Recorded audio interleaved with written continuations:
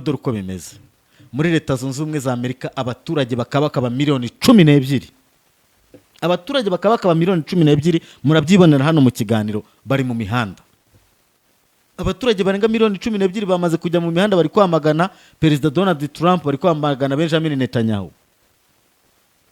Ubu Benjamin Netanyahu na Donald Trump babaye iciro ry'imigani muri Israel ho. Mubyibuke imyigaragambyo imaze iminsi, nuko bagerageza kubikavaringa bagayisha amakuru yabo ntibimenyekane, cyangwa se n'ababimenye byanavuga abantu bakagira ngo sibyo, bakagira ngo nibihuha, kubera yuko bitangazwa n'ibinyamakuru bicyakana ntibinasakazwe, kandi nubivuzeho cyane barabibroka.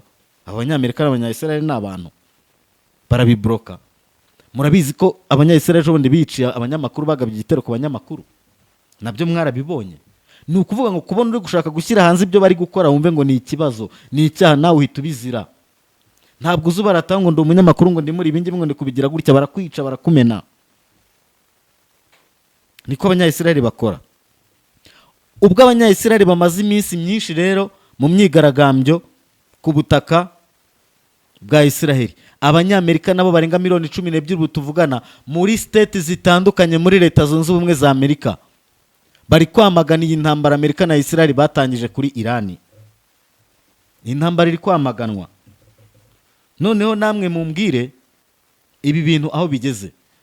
Ubundi byatangiye bazi ko intambara izatwara igihe gito, ndetse ubundi no kubagezaho kino kiganiro, Benjamin Netanyahu na Perezida Donald Trump nabo ubwabo batangiye gushwana. Ubwo imyigaragambyo ikomeje muri Israel, imyigaragambyo yakamejeje muri Leta Zunze Ubumwe za Amerika, na Benjamin Netanyahu na Perezida Donald Trump ubu none ntabwo bari kuvuga rumwe, ntabwo bari kumvikana. Nabyo muraje mubibone mu bitangazamakuru byinshi cyane uburyo batari kumvikana. Ariko uburyo batari kumvikanamo si uburyo bwo gukomeza iyi ntambara. Oya, ikintu batari kumvikanaho, Perezida Donald Trump ari gushinja Benjamin Netanyahu, iyi ntambara mwatumye dutangira mwari mwambwiye ko igomba kumara iminsi 4 gusa, none ukwezi kwamaze kurenga. Turabigenza dute ko intambara yabaye ndende, yakururutse, yabaye ndende? Turaza kubyitwaramo dute? Uko Trump ari kubaza Benjamin Netanyahu ngo turaza kubyitwaramo dute, hari n'andi mabwiriza Perezida Donald Trump ashyiraho y'ukuntu bakwiye kwitwara muri iyi ntambara n'uburyo bagomba kuyirwana. Ariko ibyo ngibyo ntabwo Perezida Donald Trump uko ari kubivuga ariko Netanyahu ari kubikora. Ibi ni ibintu byo kwitondera, ni ibintu abantu bakwiye gufata nk'ibintu bikomeye bitoroshye, kandi bakumva ko nyine bagomba kugira ukuntu babibalansinga, bakabishyira ku munzani.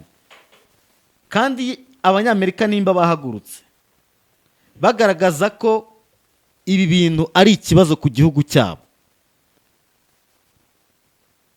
ubwo no kuvuga ngo niba bari buze gusaba kongere, ubwo n'abadepite n'abasenateri bagaterana bakareba icyo bakora. Munibuke ko iyi ntambara Trump ajya kwitangiza ntabwo yabinyujije mu mitwe yombi ya kongere, ariko biremewe. Gusa hari iminsi iyo ntambara yageza bikaba ngombwa kugira ngo yongere iminsi yo kuyirwana, noneho yabisaba kongere. Byaba ngombwa bakabimwemerera agakomeza akayirwana, bitaba ngombwa bakamusaba kuyihagarika. Ni 60 ni 90 ni hagati aho ngaho, babaye batarayirangiza. Ariko bikiri munsi y'iminsi 30 60, oya, iyo ntambara Perezida wa Amerika itegeko nshinga rimwemerera yayikora akayirwana, ariko ari quite sure ko iyo minsi itazarenga, yamufata ikarenga, noneho akajya bisaba kongere. Ibyo byo nuko bimeze. Ibi rero nabyo ni ibintu abantu bagakwiye kuba dutegereza tukareba, tukavuga tutese iyi myigaragambyo y'abaturage ba Amerika n'abaturage ba Israel mu myigaragambyo hirya no hino muri ibyo bihugu byabo bamagana ibi bitero abaperezida babo Netanyahu na Trump batangije ku gihugu cya Irani, biraza kurangira bite? Genda samuratsinze icyo ngukundiye uri umuntu mugabo, urugendo rwiza kandi urugendo ruhire. Wihangayika, habonetse muganga gakondo utanga ubuvuzi bw'umwimerere kandi bushingiye ku bimera. waba warabaswe n'ibibazo byo kwikinisha bigatuma amabanga y'abashakanye atabasha kugenda neza. Tambuka tugukize umuze nawe ubashe kunoza amabanga y'abashakanye. Ubu mubona nahoranye ikibazo cyo kutabyara, nkajya ntekereza ko narozwe. Nyuma naje guhura n'umuganga gakondo ufite inkomoko yo muri Tanzania, aramfasha ndakira. Ubu nanjye ndi umubyeyi nk'abandi. Kubivuza indwara nk'umwijima, impyiko, rubagimpande, amibe, igifu, kubyimba, prostate, umutwe, imitsi ndetse n'izindi, namwe nimutambuke kuko mwashyizwe igorora. Akarusho kandi kubivuza indwara nk'amarozi, abatugezeho baritangira ubuhamya. Ubu mubona nigeze guhura n'ikibazo cyo kuroga, narozwe ibitegano ndetse n'ibihuhirano. Naje kubona umuganga gakondo ufite inkomoko muri Tanzania, aramfasha. Ubu narakize neza, ubu nta kibazo mfite. Kuba ari mahanga namwe mwihangayika mwibaza uko imiti yacu iraza kubageraho, kuko dukora na DHL tukabagezaho imiti yacu kandi mu gihe gito cyane. Dukorera mu Rwanda no hanze y'u Rwanda. Abasirimu bamaze kutugana muri Fablawudote. Urifuza gukoresha ibikoresho byo mu nzu byiza kandi bigezweho, Fablawudote ni igisubizo ku batugana. Dukora ibikoresho bitandukanye harimo nk'utubati, intebe zo muri salo, ibitanda na matera, TV stand, intebe zo muri jaride, intebe zo muri salle à manger, izo kuri piscine, garde-robe, ibitanda by'abana, intebe zo kuri comptoir, ibikoni bigezweho, ibikoresho byo mu biro ndetse n'ibindi bitandukanye. Design yose ushaka turayigukorera. Aha bagukorera ibikoresho byiza kandi bigezweho ku giciro cyiza nko muri Fablawudote. Wadusanga aho dukorera mu Gakiriro ka Gisozi, cyangwa se ukaduhamagara kuri nimero zikurikira: 079 12 40 Fablawudote, igisubizo ku batugana. Nongeye kubasuhuza nshuti bakunzi ba Urugendo Online TV, namwe nshuti bakunzi ba Inside Rwanda TV, mwebwe mwese dukomeje kubana mu biganiro byacu bya buri munsi uko tugenda tubibategurira tukanabibagezaho. Reka tubashimire cyane mwebwe mwese mufata umwanya mugakurikira ibiganiro byacu uko tuba twagiye tubibategurira. Nongeye kubasuhuza nshuti bakunzi ba CR TV, mwebwe mwese tubana tukaba dukomeje kwagura umuryango mugari wa CR TV. Reka mbashimire cyane mwebwe mwese mwakoze subscribe, mwebwe mwese mwakoze subscribe. Tukaba tugeze ku mubare tugezeho, twaye intego yuko mu kwezi kwa gatandatu tugomba turi gukabakaba 5,000 birenga by'abasubscribers. Ni umuhigo tugomba gukomeza kandi tukaza ugeraho.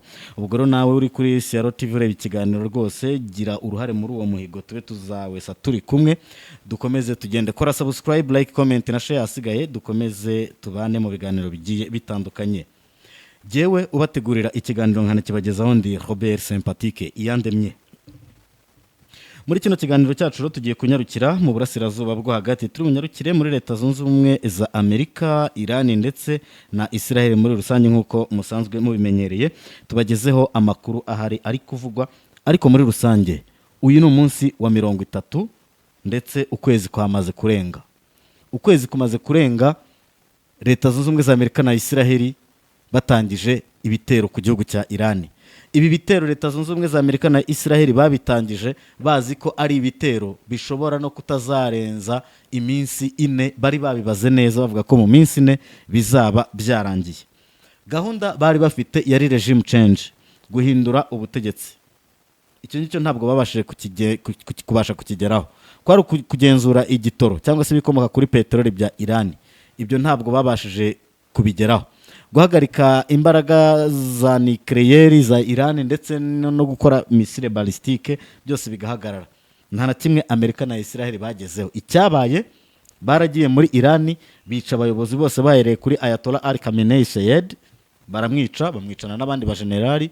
Bagiye kuri Iran, ibintu byinshi bigaragara ku butaka barabishenye rwose, nta kibazo pe, barabisenya. Za Natanzi basubiye barasenya, za Fodo za Isfahan basubira barasenya, n'ahandi hagiye hatandukanye hose ku bikorwa remezo bya gisirikare, iby'ingufu barabishenye, ibya gisivile barabishenye. Nta cy'Amerika na Israel batakoze.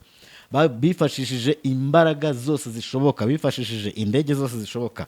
B2 barazikoresheje, B52 barazikoresheje, F16, F15, F35 n'ibindi byinshi cyane ntakurirwa ndondora bagiye bakoresha. Gusa kugeza kuri uyu munota ukwezi kumaze kurenga, intambara iracyakomeje. Amerika iracyavuga ko ngo hari byinshi itarakora, Israel ikavuga ko ngo hari byinshi itarakora. Amerika irasaba amamiliyari arenga 200 kugira ngo izabashe gukomeza kurwana iyi ntambara. Israel yo ibintu byaracitse, byarayobye. Amajyaruguru ya Israel kwanza, ubu ngubu Israel yo iri kuraswa na Irani, Hezbollah n'Abahuti. Ni ukuvuga ngo Israel iri kuraswa mu majyaruguru, mu majyepfo, mu burengerazuba no mu burasirazuba, iri kuraswa ahantu hose. Ntibakubeshye ko ari ahantu Israel itari kuraswa. Mu majyaruguru ho bimeze nabi, kuko bameye mu mazi iminsi mubabona mu biganiro bavuze induru bavuga ati intambara nihagarare, intambara nihagarare, intambara nihagarare. Icyo kiragenda kibaho ngaho kirarangira. Trump akajya mu bitangazamakuru akagenda akamanipira isi yose, agahera ku banyamerika babwira ngo nitwe ba mbere ku isi, dufite igisirikare gikomeye, dufite ibikoresho bikomeye, Irani twarayirangije, Irani intambara twarayitsinze, abayobozi twarabishe, abayobozi ba gisirikare turabica, Ayatollah twaramwishe, abayobozi benshi, ibikorwa remezo bya gisirikare twarabyangije, ibikorwa remezo bya gisivile twarabyangije, ibikorwa remezo by'ingufu twarabyangije. Rwose Irani yabaye umuyonga, twarayikubise, twarayirangije. Ibyo ngibyo abantu bakabibona, ari Trump uri kubivuga ngo kwanza aho bigeze abanya Irani bansabye kubabera umuyobozi w'ikirenga, ngo ariko narabyanze. Abanya Irani bansabye ibiganiro, ariko narabyanze. Ubu rero dore uko bimeze muri Leta Zunze Ubumwe za Amerika, abaturage bakaba miliyoni 12. Abaturage bakaba miliyoni 12, murabyibonera hano mu kiganiro, bari mu mihanda. Abaturage barenga miliyoni 12 bamaze kujya mu mihanda, bari kwamagana Perezida Donald Trump, bari kwamagana Benjamin Netanyahu.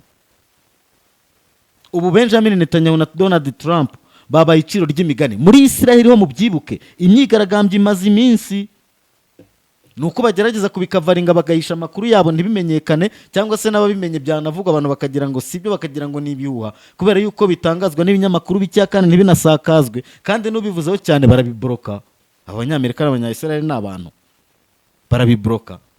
Murabizi ko abanyayisrael ejo bundi biciye abanyamakuru, bagabye igitero ku banyamakuru, nabyo mwarabibonye. Ni ukuvuga ngo kubona uri gushaka gushyira hanze ibyo bari gukora wumve ngo ni ikibazo, ni icyaha, nawe uhita ubizira. Ntabwo uzuba aratanga ngo ndi umunyamakuru ngo ndi muri ibingi ngo ndi kubigira gutya, barakwica, barakumena. Niko abanyayisrael bakora. Ubwo abanyayisrael bamaze iminsi myinshi rero mu myigaragambyo ku butaka bwa Israel, abanyamerika nabo barenga miliyoni 12 tuvugana muri state zitandukanye muri Leta Zunze Ubumwe za Amerika, bari kwamagana iyi ntambara Amerika na Israel batangije kuri Irani. Intambara iri kwamaganwa. Noneho namwe mumbwire ibi bintu aho bigeze. Ubundi byatangiye bazi ko intambara izatwara igihe gito, ndetse ubundi no kubagezaho kino kiganiro Benjamin Netanyahu na Perezida Donald Trump nabo ubwabo batangiye gushwana. Ubwo imyigaragambyo ikomeje muri Israel, imyigaragambyo yakamejeje muri Leta Zunze Ubumwe za Amerika, na Benjamin Netanyahu na Perezida Donald Trump ubu none ntabwo bari kuvuga rumwe, ntabwo bari kumvikana. Nabyo muraje mubibone mu bitangazamakuru byinshi cyane uburyo batari kumvikana. Ariko uburyo batari kumvikanamo si uburyo bwo gukomeza iyi ntambara, oya. Ikintu batari kumvikanaho, Perezida Donald Trump ari gushinja Benjamin Netanyahu, iyi ntambara mwatumye dutangira, mwari mwambwiye ko igomba kumara iminsi 4 gusa, none ukwezi kwamaze kurenga. Turabigenza dute ko intambara yabaye ndende, yakururutse, yabaye ndende? Turaza kubyitwaramo dute? Uko Trump ari kubaza Benjamin Netanyahu ngo turaza kubyitwaramo dute, hari n'andi mabwiriza Perezida Donald Trump ashyiraho y'ukuntu bakwiye kwitwara muri iyi ntambara n'uburyo bagomba kuyirwana. Ariko ibyo ngibyo ntabwo Perezida Donald Trump uko ari kubivuga, ariko Netanyahu ari kubikora.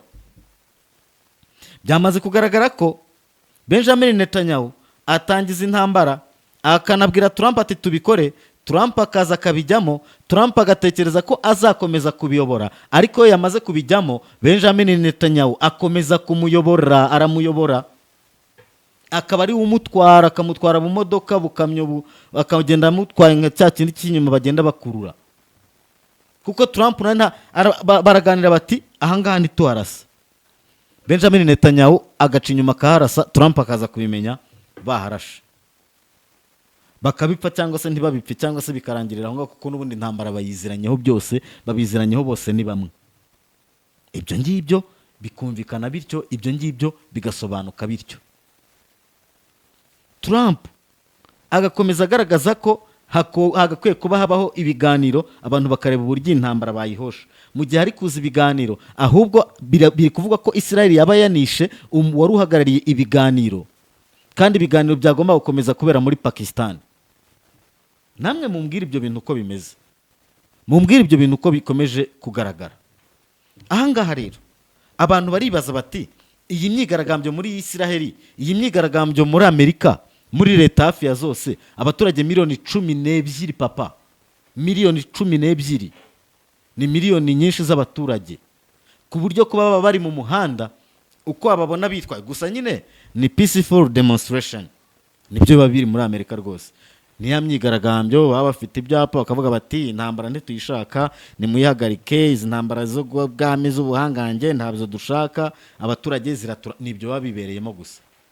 Ariko kubona abanyamerika barenga miliyoni 12 bahaguruka bakajya mu mihanda bijya gutangira, mwibuke Joe Biden wundi wari uhagarariye ubutasi yareguye aravuga ati Trump intambara watangije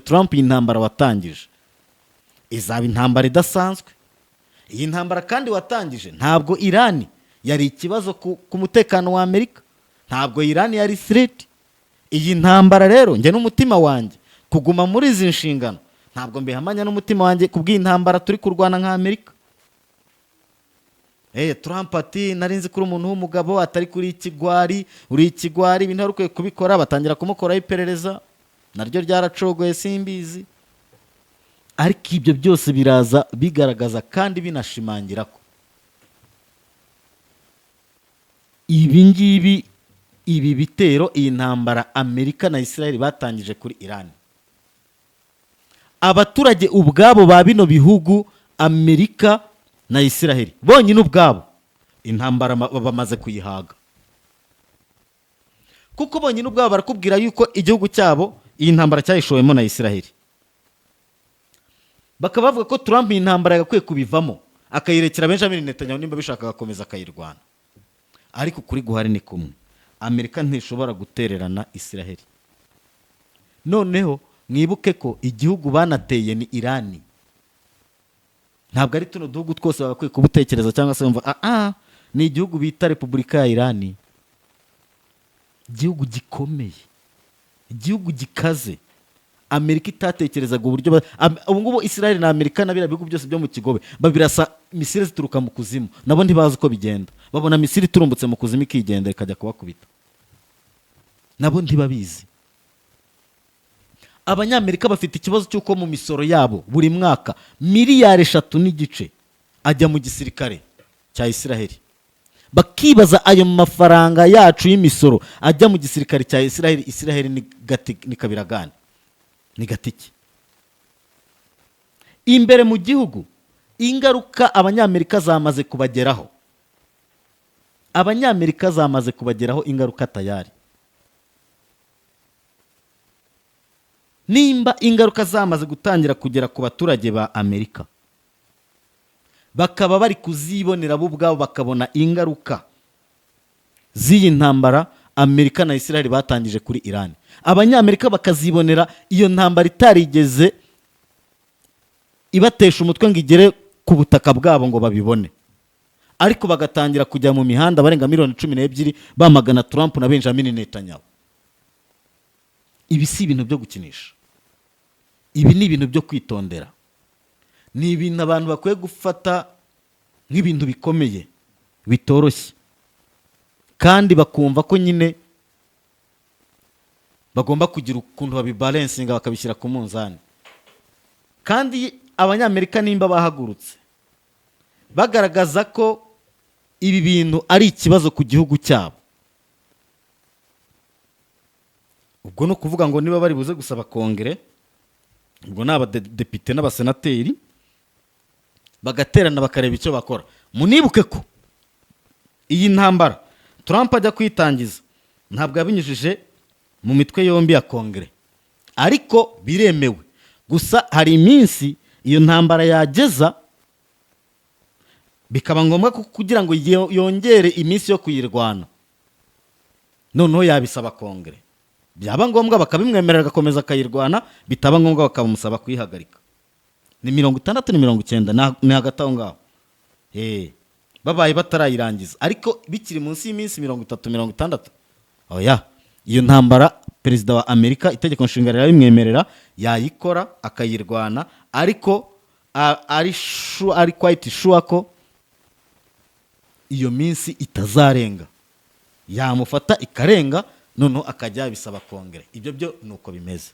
Ibi rero nabyo ni ibintu abantu bagakwiye kuba dutegereza tukareba tukavuga tutese iyi myigaragambyo y'abaturage ba Amerika n'abaturage ba Isiraheli mu myigaragambyo hirya no hino muri ibyo bihugu byabo bamagana ibi bitero abaperezida babo Netanyahu na Trump batangije ku gihugu cya Irani biraza kurangira bite? Biraza gutanga iki? Ese imyigaragambyo y'aba baturage iraza guhindura ibitekerezo by'aba bayobozi babo? Iraza gutuma se aba bayobozi bagira ukundi kuntu batekereza cyangwa se bitekerezaho bahindure basi uburyo babikoraga? Bari buze kumva icyifuzo cy'abaturage se cyangwa baraza gukomeza kuzageza bageze ku ntego zabo?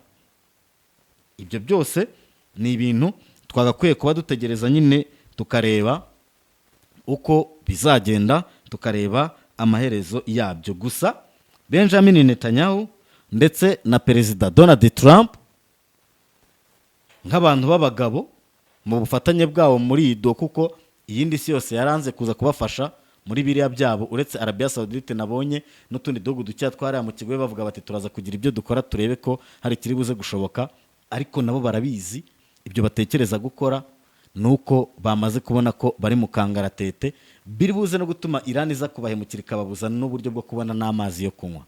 Icyo cyo bakitondere cyane. Ibyo rero turi buze kubitegereza turebe ikijyanye n'imyigaragambyo muri Leta Zunze Ubumwe za Amerika ndetse na Isiraheli yamagana Benjamin Netanyahu ndetse na Trump. Turebe ibi byifuzo by'abaturage biraza kugerwaho. Ese aba bayobozi bo baraza kwitwara gute inyuma yo kubona ko ibyo bakoze abaturage batabyishimiye? Natwe rero turakomeza dutegereze andi makuru yabikomokaho cyangwa se yaza bikurikira, nayo turi tayari kuyabagezaho nk'uko bisanzwe.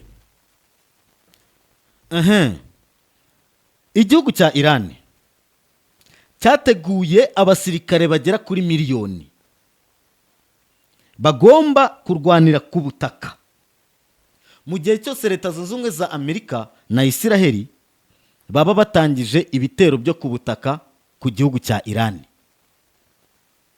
Ariko igihari niki? Uko mubibona kose, uko wabifata kose, ibyo kuba intambara yo ku butaka ishobora kuba, icyo cyo no doubt, nta rujijo rurimo. Intambara yo ku butaka iraba. Amerika ingabo zigomba kurwanira ku butaka yamaze kuzohereza mu burasirazuba bwo hagati. Mwibuke igihe Perezida Donald Trump yatangaga unilateral ceasefire avuga ati kurasa ku bikorwa by'ingufu turabihagaritse mu gihe cy'iminsi 5. Abasirikare bagomba kurwana ku butaka burya baragendaga. Ubu yaranabihinduye noneho. Aravuga ngo twabihinduye ibyari iminsi 5, twabihinduye bizageza ku itariki ya 6 z'ukwezi gutaha kwa 4 tutaragaba ibitero ku bikorwa remezo by'ingufu muri Iran. Ntabwo se koko barabigabaho ibitero? Simbizi. No gutegereza tukareba. Batangiye kubigabaho ibitero. Ariko iyo period yose Perezida Trump atanga niko ateye. Igihe atanze hari ibyo Amerika ibigiye kwikorera. Hari ibyo baba bari gutegura. Kuri bo iriya minsi 5 yaje kongeza akageza ku itariki 6 z'ukwezi kwa 4, ni nka cya kindi we ajya kunda kwita ceasefire. Ariko ibyo byose ni ugutegura. Njyewe namaze no kubona ko ubwato bwa George W. Bush nabwo Trump yamaze kubwohereza muri Middle East. Yamaze kubwohereza. Ibi ndi kubivuga nshaka gushimangira ko intambara yo ku butaka Amerika izayirwana. Gahunda bafite ni regime change. You can't change the regime. Buriya ntabwo ashobora guhindurira regime yo muri Irani batarwanya intambara yo ku butaka. Mu gihe rero baba bakibifite mu ntego no muri gahunda zabo. Kandi igitangaje batarwanye ku butaka ntibabigeraho. Amerika na Isiraheli batarwanya intambara yo ku butaka ntibashobora kugera ku ntego yo guhindura ubutegetsi mu gihugu cya Iran. Gusa ba basirikare miliyoni ba Iran bari active bameze gutya, imbunda ziri intoki ziri kuri target, bababwira bati muramutse mugerageje na gato gashoboka